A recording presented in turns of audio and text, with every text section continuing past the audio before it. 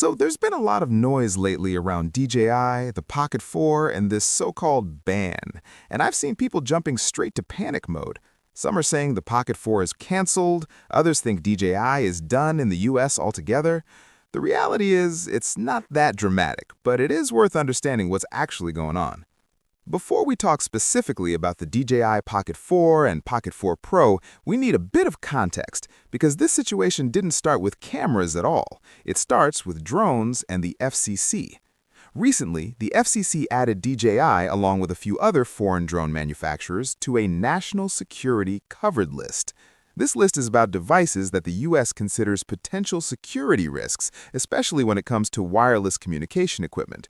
What that really means is that any new drones or major drone components made outside the U.S. now face a big roadblock. Without FCC equipment authorization, those products can't legally be imported, marketed, or sold in the U.S. Regulators are also watching closely for companies trying to rebrand products to sneak around these rules. That's where the confusion begins. Now, here's the part a lot of people get wrong. This is not a shutdown of existing DJI products. DJI drones that already had FCC approval are still legal. You can fly them, sell them, and even use them commercially. Nothing has been grounded.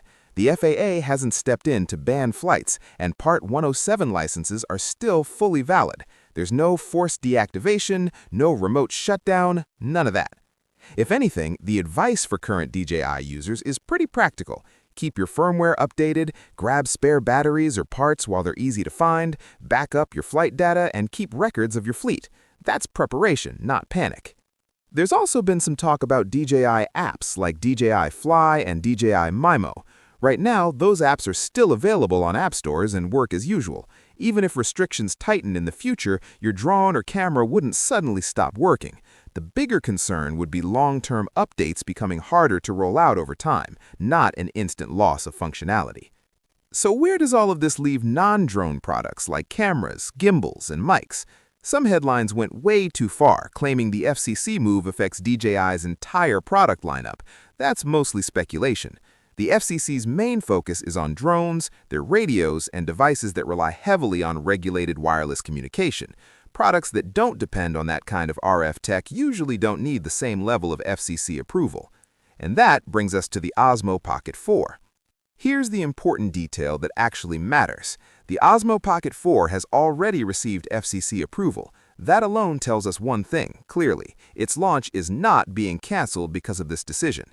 DJI isn't pulling it at the last second, and it's not getting blocked at customs. From what's circulating right now, DJI is still aiming for a January release for the standard Pocket 4. That part of the plan appears to be intact. Where things get a little more interesting is with the Pocket 4 Pro. Earlier leaks suggested DJI might be working on two versions, with the Pro model standing out because of an extra camera. According to creators and sources claiming direct confirmation, the Pocket 4 Pro is still happening. It hasn't been scrapped. It's just not arriving as early as some people expected. Instead of an April launch, it's now looking more like after April, which puts it into late spring territory. So yes, the Pro model is delayed, but it's very much still on the roadmap. The bigger picture here is uncertainty, not disaster. The FCC decision definitely makes future DJI launches more complicated in the US, especially for drones. Cameras like the Pocket series are in a much safer position, at least for now. Products that already have approval are fine, and anything that doesn't rely heavily on wireless communication isn't the main target. So no, DJI isn't disappearing overnight, and the Pocket 4 isn't canceled. The standard Pocket 4 is still on track, the Pocket 4 Pro is coming a bit later, and the so-called ban is far more limited than some of the headlines would have you believe. That said, this situation does raise an interesting question. Is this the start of a bigger shift for DJI beyond drones, or does it stop right here?